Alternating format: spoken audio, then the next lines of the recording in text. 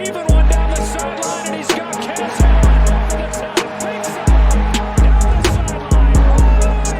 Touchdown. His signature move and his signature performance. Allen, big ball one more time.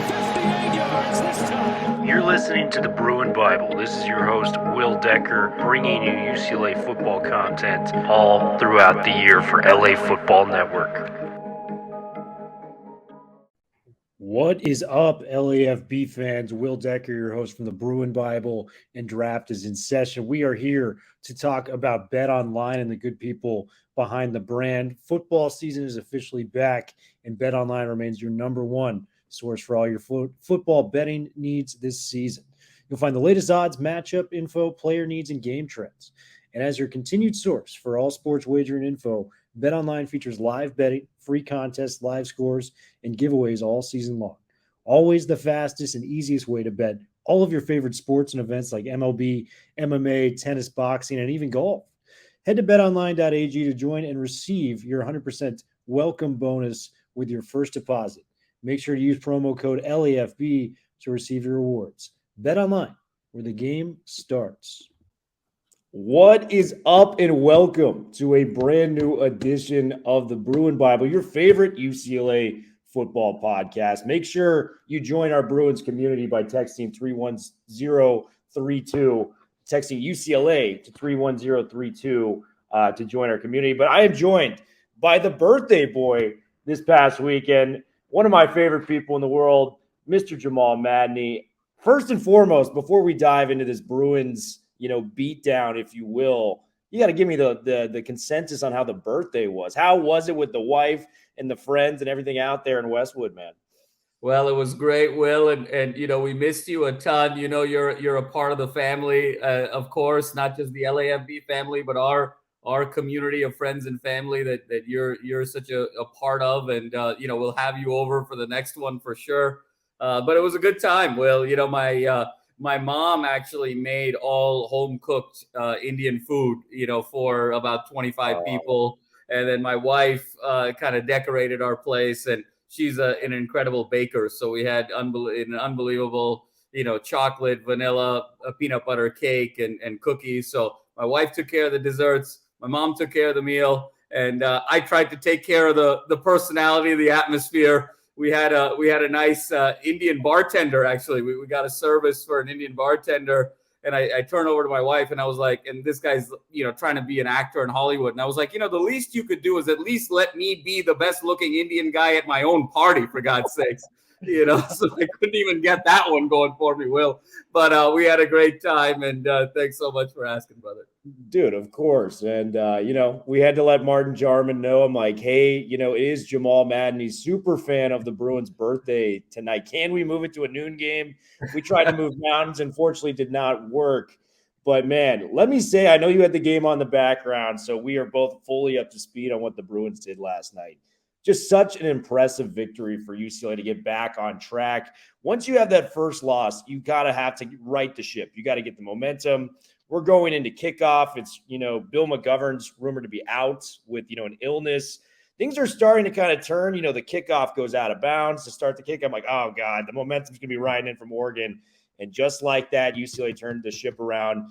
A lot of impressive areas. But, man, where we're going to start with this. It comes down to the best player on the field, the best running back in the Pac-12.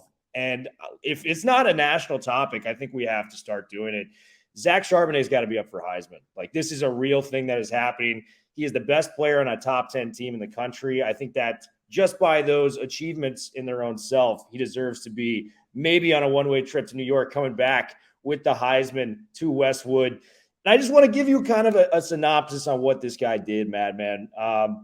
21 carries, 198 yards, 3 touchdowns. And it was the way that he was just running the ball effectively. We knew we had such an advantage on the ground against a team in Stanford who had really struggled against the run game. Charbonnet had a masterclass performance, and it may be the most impressive game that I've seen from him at the tailback position at UCLA. Just give me your thoughts on, this is like a Michael Jackson Thriller moment if you're going for UCLA running backs. This was as good as it gets, man. Give me your thoughts on Charbonnet tearing it up against the Cardinals. Thriller, you said it so well, and it actually was such a special performance because we've seen flashes of this against Hawaii last year. We saw flashes of this against Colorado this year. But what he put up yesterday was essentially, if he got to play a full game in those games, that's what last night was. And he ran through the defense, he ran around the defense. His 37-yard run was so special when he sort of cut it up.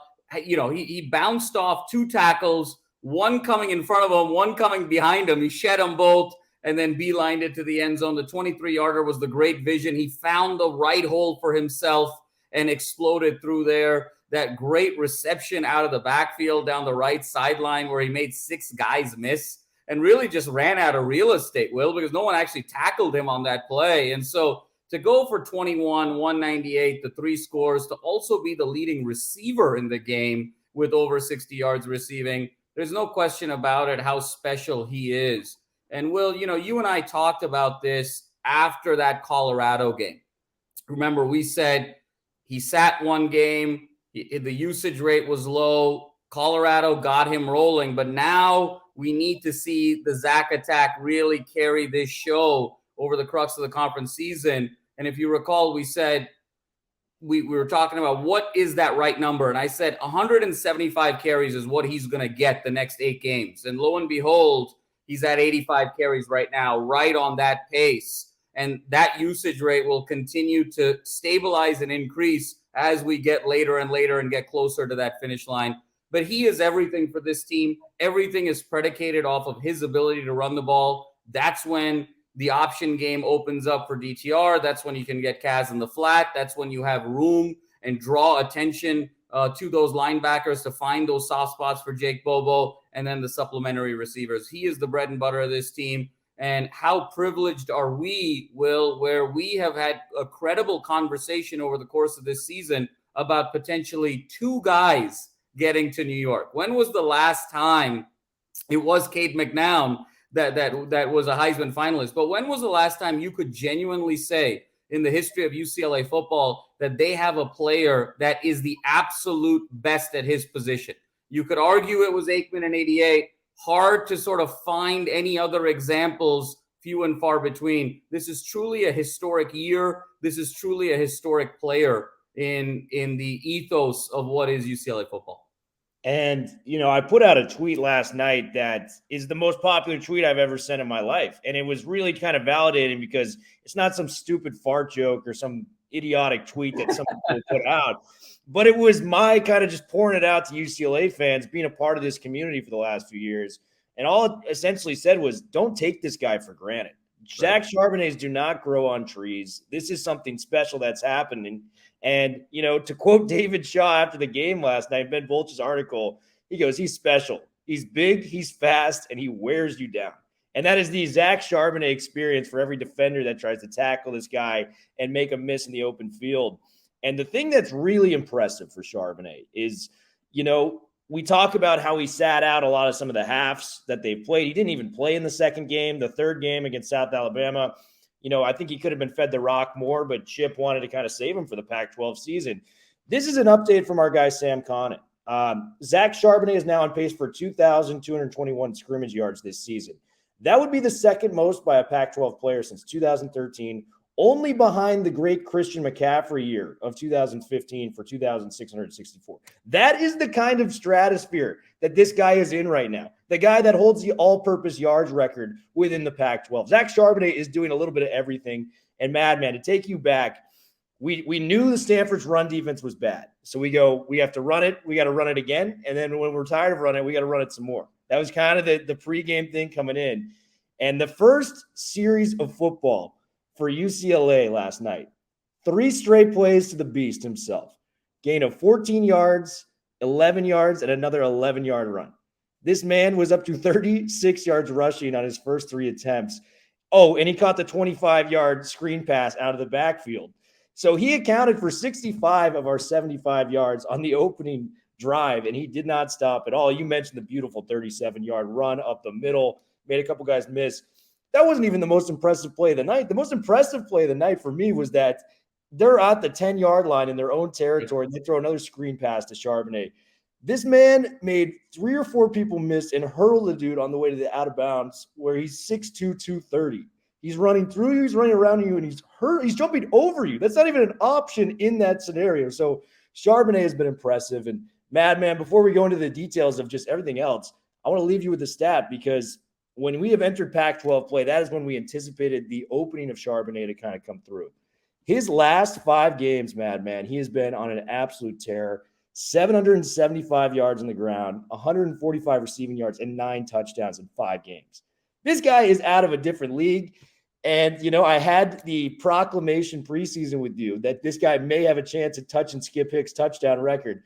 I don't know if I'm all the way back on that train yet, but I think there's a chance he can get within striking distance after missing some serious time in the first couple of weeks, which just shows you a testament to how good this guy is. Madman, any thoughts before we move on to anything else? Because Charbonnet is just a special, special beast, man. Well, I think it's also important to really give credit here to Chip Kelly, because the way he has managed Zach Charbonnet is really something out of, and you and I are both NBA guys, it's really something out of the Greg Popovich playbook of load management and managing a great player over the course of the season to peak at the right time. Look, Chip Kelly is a very humane individual. He is he's a man of very few expressions, but that doesn't mean he doesn't care about people, and that doesn't mean he's not sensitive. He just doesn't know how to show it outwardly. And for him, I know that he took a great deal of pride and responsibility and sense of obligation to Zach Charbonnet in recognizing that Zach Charbonnet came back for another year when he could have gone pro and probably should have gone pro at the time in terms of that decision making. And Chip said, look, the running back, the shortest lifespan of any position in football, and it's the most injury prone, and it's the most exposed, and especially in the system that I'm trying to run. I need to be mindful, respectful of his future, and then also find a way to maximize him to set ourselves up for the right season that we expect to have. And I think he has done an absolutely brilliant job of that. You talked about the 9 carries against Colorado. You talked about sitting the 1 game out. You talked about playing only the half in 1 game. That's all Chip basically saying, I want him for a stretch 2-month run where we can really ride him, but ensure that he's healthy. The tread on the tires is as strong as ever. And he is in a maximum position to not only have the biggest impact for this season, potentially be a Doak Walker winner, potentially get hot late in November, the way Zeke Elliott did with Ohio State, and propel them 3 straight great games to win that national championship. If Charbonnet gets hot against SC, against Cal in the Pac-12 championship game, we could see a similar run to the Rose Bowl. Chip thinking big picture is really been significant here, and Chip doesn't nearly get enough credit about how he's managing this young man.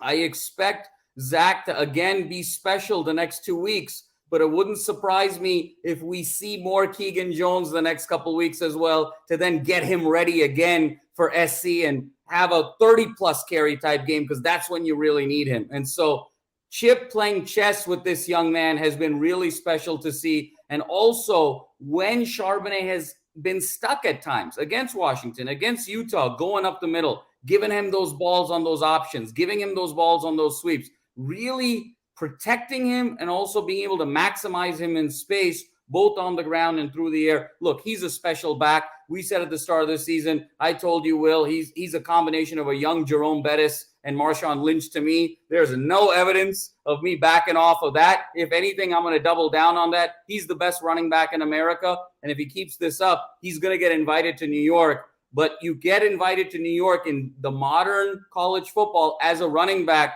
you need to have a coach that has your back and a coach that sets you up for success. And Chip Kelly has done that for Zach Charbonnet.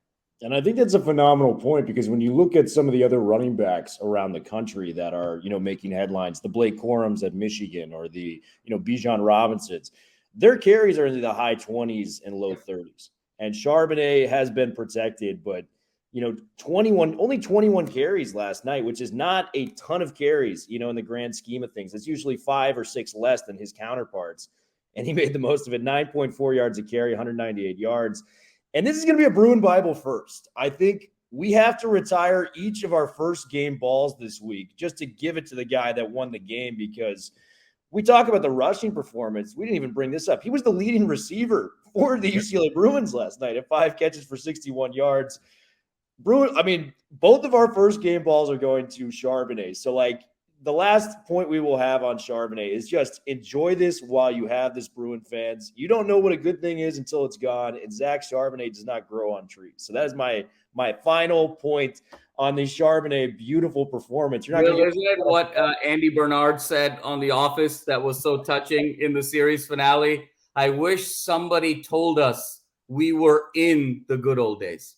And that's how I feel about Zach Charbonnet in this run. So let's soak it up and let's enjoy every ounce of the journey. 7-1 too. And the way I want to pivot is the defense. The defense was abysmal against Oregon. There's no other way to say it. It looked like a fish out of water. It just did not look the same. And granted, our defense is not perfect. It's more of a bend, don't break type of system. But man, Oregon was fantastic in that game. But where I want to give credit is, we openly talked about how the pass rush was not great against the Oregon Ducks. Let me talk about something. Who has had a great pass rush against the Oregon Ducks? They have yet to allow a sack this season, and that includes the likes of Georgia, when you've got a Kirby Smart defense scheming against you with Jalen Carter, who's going to be a top 3 pick in this draft, coming up the middle. So if Georgia can't get a sack, odds are that we're not going to get a sack in that game. But it's just the way we responded. 4 sacks, 6 pressures by the defense, 6 tackles for a loss. And we even made plays when we needed to with an interception there. The defense was special. We held them to 270 total yards of offense. We made Tanner McKee, look like a guy that I think would probably have to come back another year if he really wants to be considered a serious NFL quarterback, moving forward. Give me your thoughts on the defense, man, because I thought Clancy Pendergrass did a hell of a job as the interim DC for Bill McGovern. Thriller, I think you said it best, and I think the team finally got back to who they are. And when this team is doing their best work, the linebackers have to be the anchors in doing the things that they do best. You mentioned the 4 sacks. I believe it was Latu, Murphy, Calvert, and I think Blaylock probably got one from the secondary, but that was probably the 4 sacks. Gary Smith. Gary Smith. There we go. Gary Smith. That's what it was. Yep. Gary Smith. And then, of course, Muasau had that tremendous interception on the first play of that second drive, because, Will, you mentioned it at the start of the show. Things started, I don't want to say ominously, but they didn't start in the best light. You talked about that kickoff out of bounds. Stanford methodically moved the ball on their first possession, chewed up a lot of clock, over 5 minutes, kicked a field goal. Yes, UCLA kind of came back with that great run with Charbonnet, but you were like, okay, we're going to run a lot. They're going to run a lot, which means the game's really going to get shortened. A lot of clock is going to be chewed up in these possessions. It's going to be fewer number of possessions. Hey, maybe Stanford is going to stay in this game, stay within a possession, try and bring the game into the second half, bring the game into the fourth quarter, rely on their special teams and some of their one-on-one players in Tremaine and so forth to try and steal one at the end. And that Muasau interception and then boom, that quick touchdown from Charbonnet is really what got the floodgates open and allowed UCLA to play the style that they wanted to. So I thought the linebackers once again played with an edge. The pass rushers did a tremendous job. Muasau led the team in tackles, had the great pick, very similar to how he read that pick against Utah. He did the same sort of behaviors in that Tampa 2 style. It allowed the secondary to be more free, more aggressive, which is who they are, and really allowed this defense to put Stanford in second and long and third and long situations and really take the running game out of the equation so the defense could lock in to those 3 primary Cardinal playmakers. So it was just great to see them get back to the behaviors.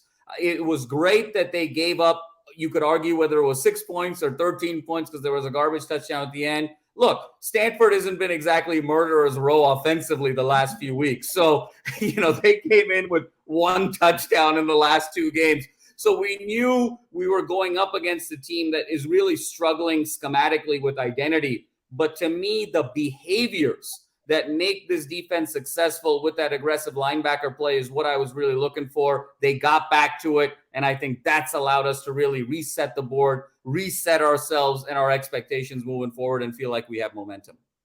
And it was just the plays that they were able to make on third downs that they weren't able to make in crucial situations against Oregon.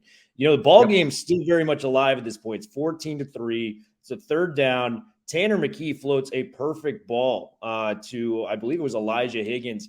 Azizi Hearn just does not give up on the play and knocks it away at the last second. Punting unit comes out. That is a massive, massive play when you're on third down trying to get the defense off the field.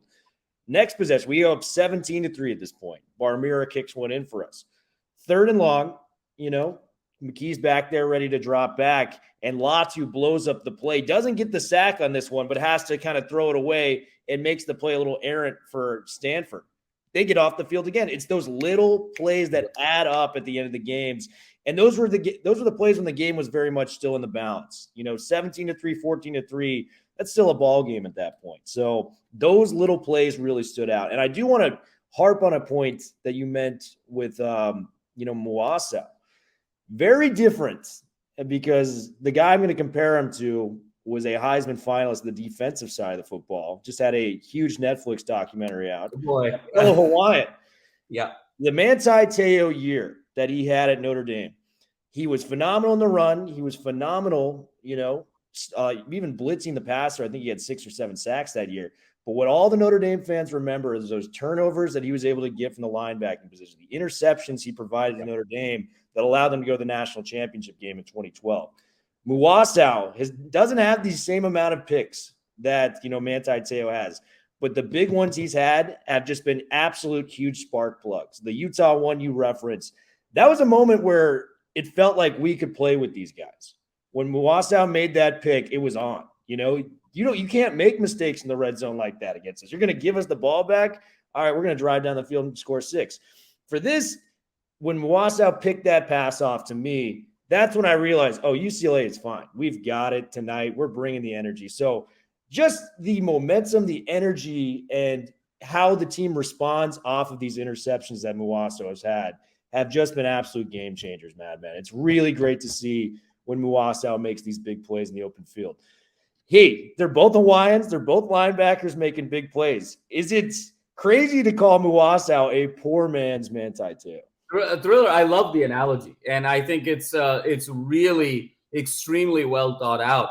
I'll give you this example. I remember the Manti Te'o season very well of 2012 because it had a lot of implications with USC and LA and what have you, and kind of that buildup, the expected buildup between SC and Notre Dame.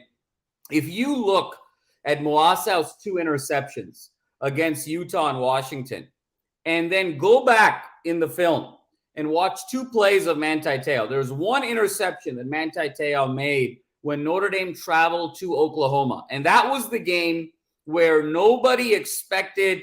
Notre Dame was this upstart kind of Cinderella team, maybe a soft schedule, 6-0. Everyone expected them to just get blitzed by a high-octane Oklahoma team. And Manti Te'o made a couple of interceptions in that game to preserve that win 20-13.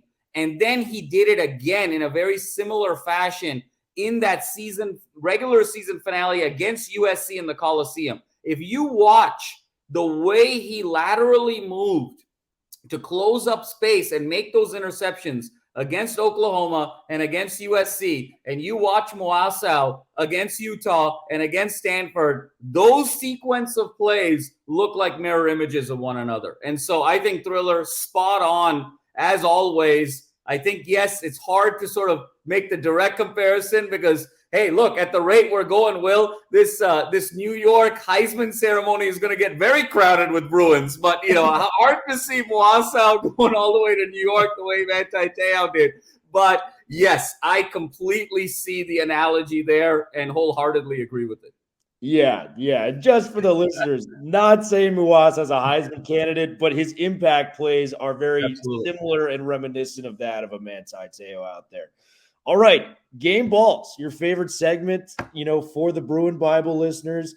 And we have already decided we made a rule. Charbonnet was that good. This is like, when Kareem started dunking the basketball, they had to ban it. This is kind of what we're doing with Charbonnet. He was that good on Saturday night that we have forfeited our first game balls for this week. I got to go to the birthday boy himself to start this off as normal. Madman, you get the first game ball. We're going to have 2 of them this week. Who gets the first game ball, Charbonnet not included? So Thriller, I'm going to start. It's the guy we've been talking about, and I think I got to start with Muasau. Led the team in tackles, really sort of set the tone, and he's the anchor of that defense. He's going to lead the team in tackles over the course of the season by a long margin. I know he's second right now because Osling III wanted to have a career's night worth of tackles in one night against Oregon. But that statistical anomaly aside, he's the anchor, and so goes Muasau, so goes this defense. He is that temperature. He is the barometer. He went back to his sort of, surveying the field, his ability to close in space, his instincts, him captaining that defense out there. And that allowed all of us to sort of collectively take our breath, like you said, and say, hey, we're fine. We're back. It's time to start the next winning streak. The 6 tackles, the interception, and just the overall leadership to hold a team to basically 6 points. And look, Will, in modern college football, especially in the Pac-12, I don't care who you are, to hold a team to 6 points, a Pac-12 team to 6 points through 3 quarters, you're really doing something right. And it has to be all 3 levels of the defense. And so you got to go with the captain of the defense there in Muasau to start. He was fantastic. And then you couple that with JonJon Vaughns getting 6 tackles on his own. He made the hit of the night, if you will, on the tailback. I believe it was Brendan Barrow was coming up the right side. And there was a thud, and you could hear, all the crowd within the Rose Bowl just go, ooh, just like it was a pop play. And, that's UCLA's version of primetime. He tears it up on the diamond. He tears it up on the football field. So he may not get a game ball, but I had to give a shout out to our fellow linebacker, JonJon Vaughns. And, Ken Norton Jr., he's really taken a new identity with these linebackers since he's come out here coaching them up, from his days of the Seahawks with Pete Carroll. So he's done a fantastic job there. My first game ball, Madman. This is interesting. We can go in some directions. The pass rush, I'm going to probably address that in a little bit, but he didn't have the flashy game, but I do want to give credit where it's due. DTR was awesome. He was the maestro of that offense, running the football, making things happen. Typical night for DTR, 18 of 29, 199 yards. Not flashy rushing numbers, 13 carries, 50 yards, but it was the way he chose to run. He picked up a couple 4th downs using his legs, extending drives with the first downs. And if not for a couple drops, there was some drops out there, some drop fever from this UCLA receiving corps. Jake Bobo had a couple. Kaz Allen had one. Kam Brown had a big drop. So when you add up that these guys were, supposedly if they reel in these passes, I think we're talking about DTR maybe with 1 or 2 more touchdown passes, closer to 300 yards passing. And, just an overall, another great performance from DTR that kept him in the Heisman, conversation. So not the gaudy numbers we're used to with DTR, but just a stellar performance. No turnovers, was just the captain of the team. And that toughness to get back out on the field with those shoulder issues really is showing, kind of the identity of the team and just how tough we can all be. What do you think about DTR getting my first game ball? I love it, Will. And, he was definitely on my top 2 list. And it's ironic that we love to give him the game balls when maybe statistically he doesn't have the same games in other games, because we're watching the games and we're seeing the impact. And I think a couple things really emerged. One is his toughness, and it's his leadership through his toughness. He took a lot of hits last night, and you could sense that, he might not have been 100% after those hits, but still that willingness to keep the ball on those 4th down situations. He didn't get a lot of help from his receivers. 18 for 29 is a very respectable, above 60% completion rate, but you're looking at something north of 70% if guys just sort of reel the balls in. But he also had the maturity and the understanding to know, look, I'm playing a team with a very poor rush defense. I have a bell cow who's red hot right now. My whole situation and my whole focus needs to be, let's not get behind the chains and let me not turn the ball over. Because if we just simply execute our offense there's no way that Stanford can win this game. And so just having that maturity to sort of reel it in and say, this is what the team needs for me tonight was really significant. Will, he reminds me of another Bruin great who isn't, unlike, a fine wine, isn't necessarily aging that well, but is a Bruin great. He is the football equivalent for me of Russell Westbrook. He is this fiery, individual, plays with so much passion, plays with such a chip on his shoulder. And oftentimes Westbrook sometimes gets in trouble when the emotions control him and he can't control his emotions. And over the course of the years, that's been the story with DTR. And you see him channeling his emotions effectively against Utah, against Washington. I think he lost a little bit of that against Oregon, reverted back to some emotional, immature behaviors slightly of the DTR of old. So to see him come back and sort of rein it in and say, I don't need to do too much tonight. I just need to go through my progressions, find the open man. I don't need to be spectacular, but I'm going to be tough. I think it was really terrific how he was able to do that and allow UCLA to have a very comfortable and easy victory down the stretch with very little drama. And just another stellar performance guiding us to our 7th win in 8 performances from Mr. DTR. So hats off to the quarterback, man. He's doing a hell of a job for UCLA. Final game ball, Madman. Where are you going and why? Thriller, I'm going to, sort of open up the aperture a little bit, maybe go a little bit outside the box. We alluded to it. I'm going to give Chip Kelly the game ball because I think that for a couple of reasons. One is a lot of scar tissue from Bruin faithful after that loss against Oregon because it's happened before. 98, we were 10-0, lost 2 straight. 05, we were 8-0, lost 2 of the next 3. 01, we started 6-0, lost 4 of the next 5. So with UCLA, even the first Hundley year, 2012, started 9-2, lost the next 3. So every time UCLA has gotten success and has hit a bump in the road historically, it's never been one loss, it's been a losing streak. And oftentimes in those situations, whether it was Bob Toledo, whether it was Carl Durrell, whether it was Jim Mora, those individuals lost the locker room a little bit over a week-over-week period. So for Chip to come back, settle everyone down, get back to the basics, and be able to execute a game plan effectively and get UCLA back in the win column. Again, not enough is said about that. B, we talked about his management with Charbonnet. And C, I think it's his management of DTR that I think is also significant, just the way he's managed Charbonnet.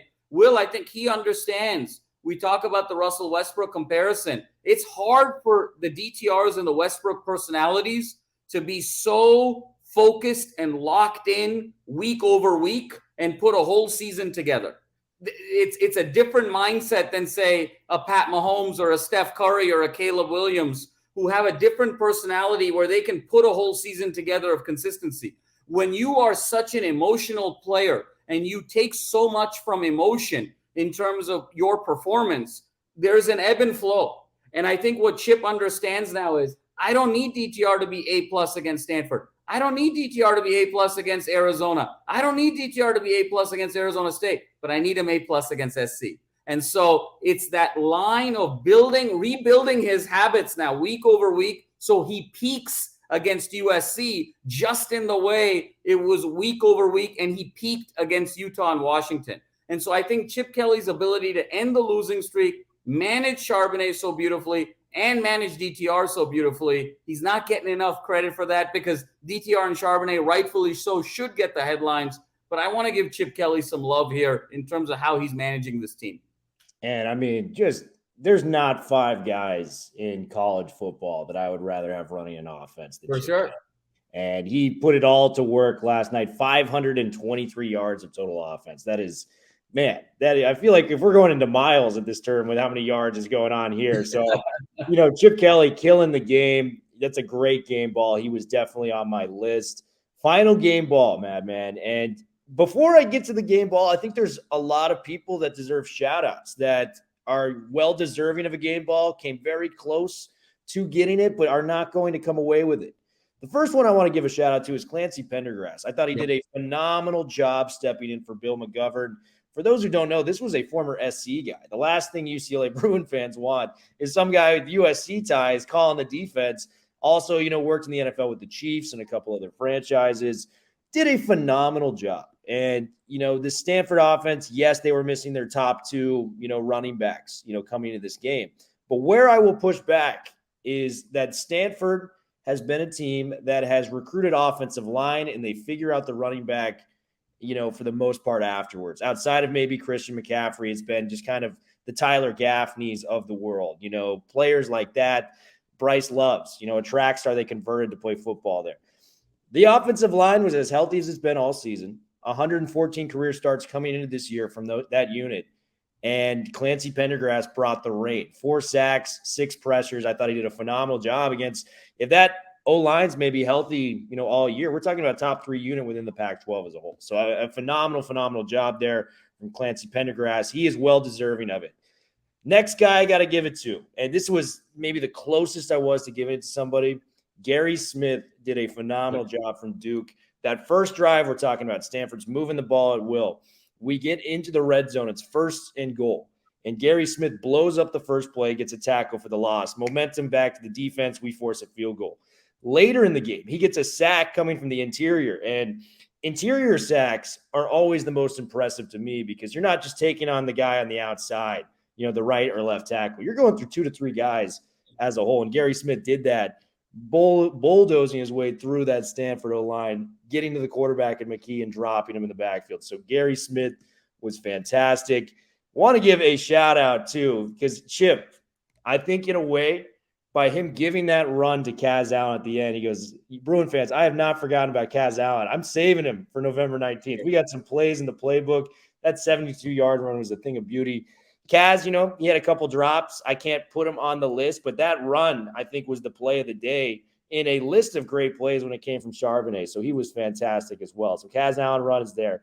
But my final game ball, Laiatu Latu. And he came off the edge. He generated that pressure from McKee to force the 3rd down that we talked about earlier for the throwaway. Punting unit comes out for Stanford. Gets the sack and forced fumble the next play.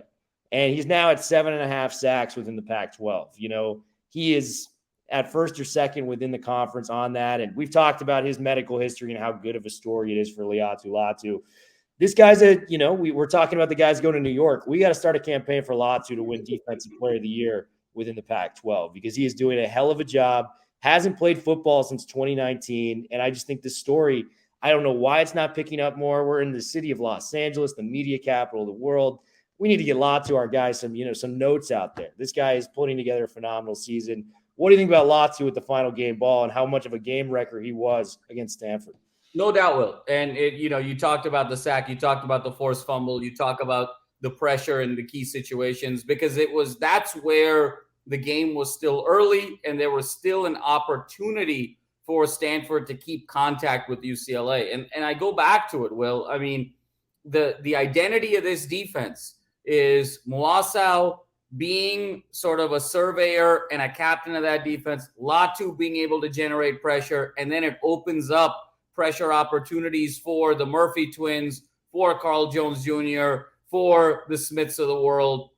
And then you can sort of create some havoc in 2nd and long and 3rd and long situations where now the secondary knows it's one-dimensional and they can be very calculated with their aggression. And the Hearns and the Blaylocks and the Oslings and, the Kirkwoods can really then lock in appropriately. So these guys are the linchpins. Latu, absolutely, 7.5 sacks. Will, I expect him to get to 12 sacks this year. I think that's a very realistic goal for him.